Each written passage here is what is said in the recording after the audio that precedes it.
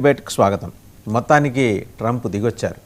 అంటే కొండెక్కిన అహంకారం కొండ దిగొచ్చింది. ఇరాన్ ఇంత శక్తివంతమైన దేశం అని తాము అనుకోలేదని అంటూనే తమ ఓటమిని పరోక్షంగా అంగీకరించారు. అంతకుముందు 1 గంటకేమో మాకు సహాయం కావాలి మిత్రుల నుంచి అన్నారు. ఆ తర్వాత అబ్బే మాకేం అక్కర్లేదన్నారు. మళ్ళీ టోన్ మారిపోయింది. టోన్ అండ్ టెనర్ కంప్లీట్గా మారిపోయిన వైనం మనం చూసాం. అంటే ఒక రకమైన అభద్రతాభావం అయితే ఆయన చోటు చేసుకుంది. ప్రపంచం ఏంటి తనకు వ్యతిరేకంగా మారిపోయిందా, కనీసం తాను మిత్ర దేశాలు అనుకొని తాను భావించినవి కూడా ఎందుకు ఇలా ఎదురు తిరిగి మాట్లాడాయి? ఖచ్చితంగా మాట్లాడతాయి. మీరు అవమానించిన కెనడా ప్రధానమంత్రి, మీరు అవమానించిన బ్రిటన్ ప్రధానమంత్రి, మీరు అవమానించిన ఫ్రాన్స్ ప్రెసిడెంట్, వీళ్ళందరూ తక్కువ వాళ్ళేం కాదు. వాళ్ళు ప్రొవెస్నెస్ ఉన్న దేశాలకి అధినేతలు. తీసి పారేసినట్టు చివరికి మీరు కమెడియన్గా భావించే, స్టాండప్ కమెడియన్గా భావించే జెలెన్స్కీ కూడా మీకు సాయం చేయడానికి వచ్చిన మీరు చిత్కరించిన వైనం చాలా స్పష్టంగా కనిపించింది. సో సాయం చేయడానికి వచ్చిన మిత్రుల్ని చేదరించుకున్నారు. అలాగే సాయం అడిగిన దేశాల అధినేతని లోగడ మీరు అవమానించిన తీరుని వాళ్ళు మర్చిపోలా, సందర్భం కోసం చూశారు. సో ట్రంప్ దిగొచ్చారు. ఓటమిని అంగీకరిస్తున్నట్ట కానట్ట, ఇంకా ఏమన్నా కొసరు మిగిలిందా? దీంతోపాటు చాలా అంశాలు, దుబాయ్ ఎయిర్పోర్టు మూసేయటం, విమానాలు రద్దవటం, ఇంకా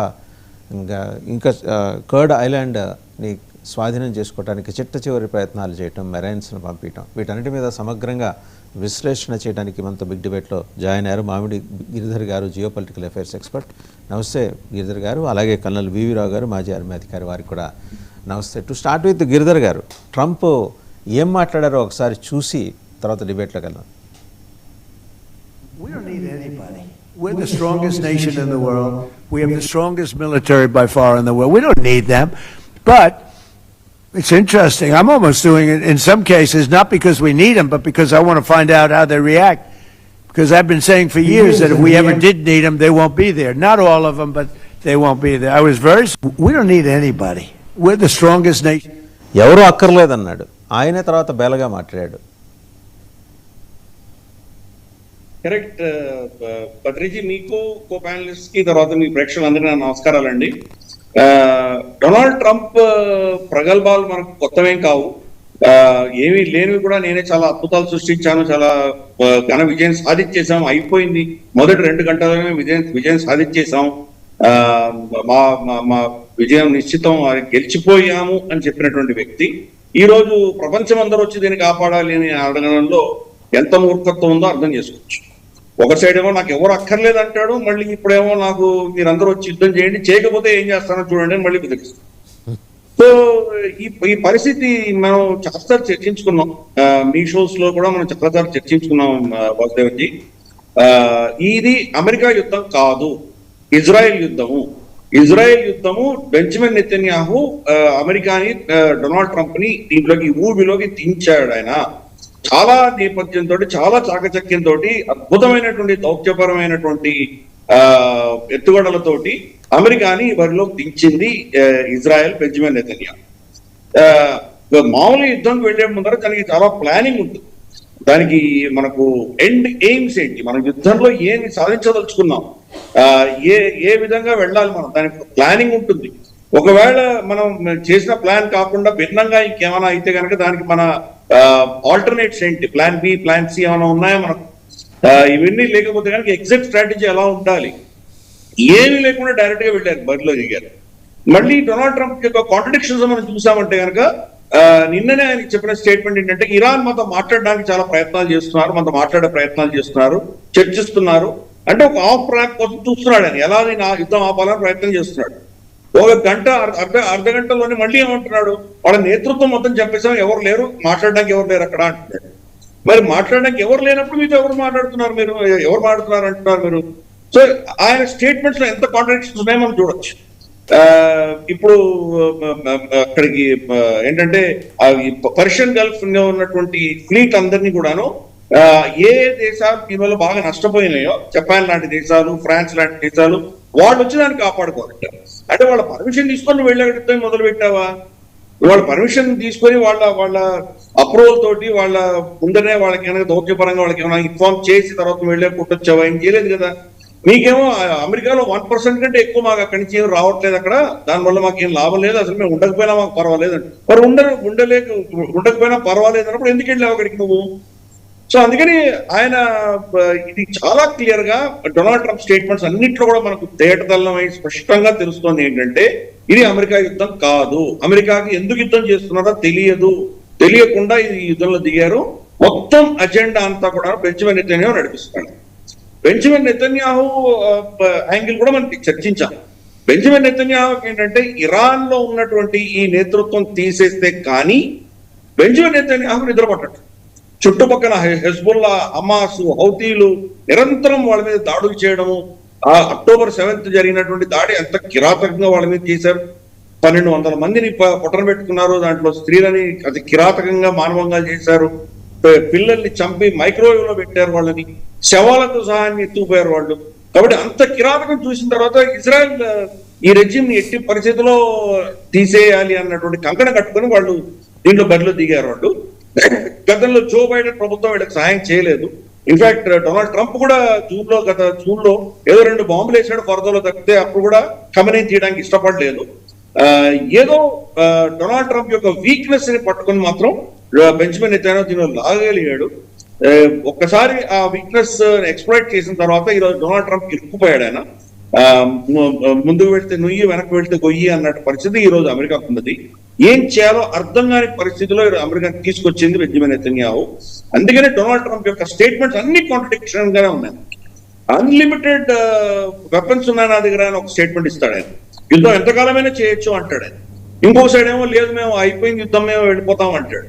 ఇంకొక సైడ్ ఏమో వాళ్ళ రేటియాను, తర్వాత బోయింగ్, తర్వాత మనకు లాక్హీడ్ మార్టిన్, వాళ్ళ మేజర్ ప్రొడక్షన్ కంపెనీలందరినీ పిలిచి ఎమర్జెన్సీ మీటింగ్ పెట్టి మీరు ముందర ప్రొడక్షన్ ఇంక్రీజ్ చేయండి అంటాడు.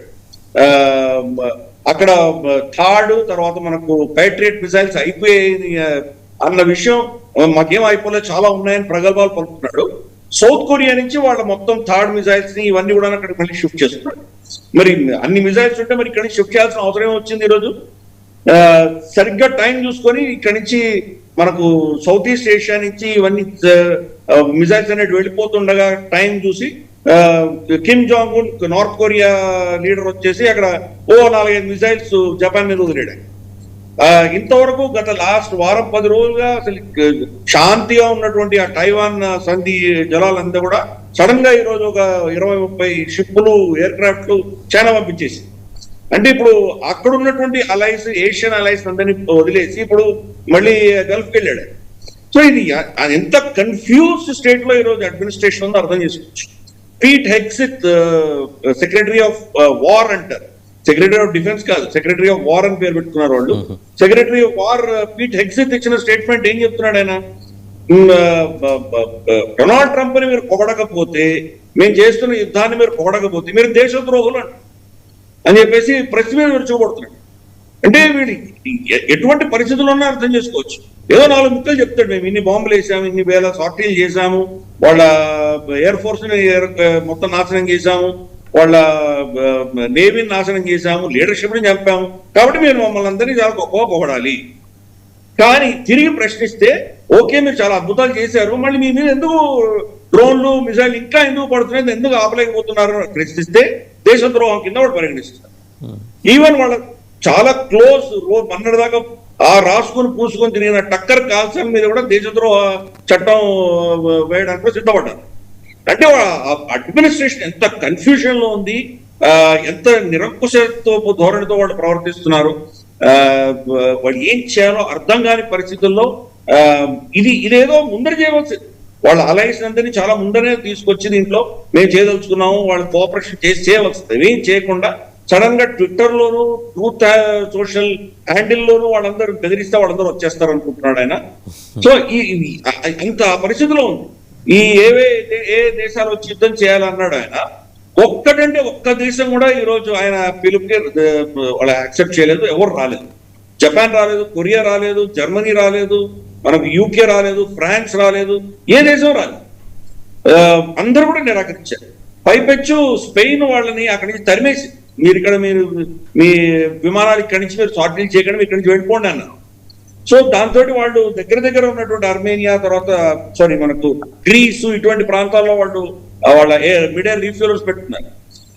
ఇరాన్ కొట్టేటువంటి అటాక్స్ లో వీళ్ళవి రమారమి 7 మిడ్ ఎయిర్ రీఫ్యూయల్స్ ధ్వంసమైనవి, 2 మిడ్ ఎయిర్ కొల్యూషన్ అయినాయి అంటున్నాడు.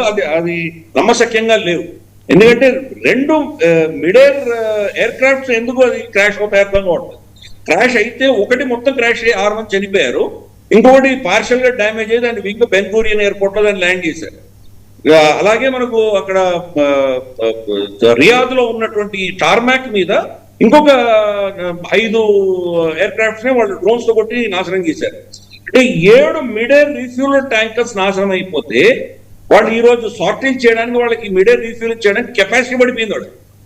సో అందుకని ఈ డెస్పరేషన్ మనం చూస్తున్నాం ఆయన దగ్గర నుంచి. మనకు టైం డొనాల్డ్ ట్రంప్ భారత వ్యతిరేకంగా మాట్లాడినప్పుడు ఆపరేషన్ సింధూర్ గురించి 7 విమానాలు కూలిపోయా అన్నాడు. అదేదో 7 విమానాలు మనదో పాకిస్తాన్తో చెప్పలేదండి.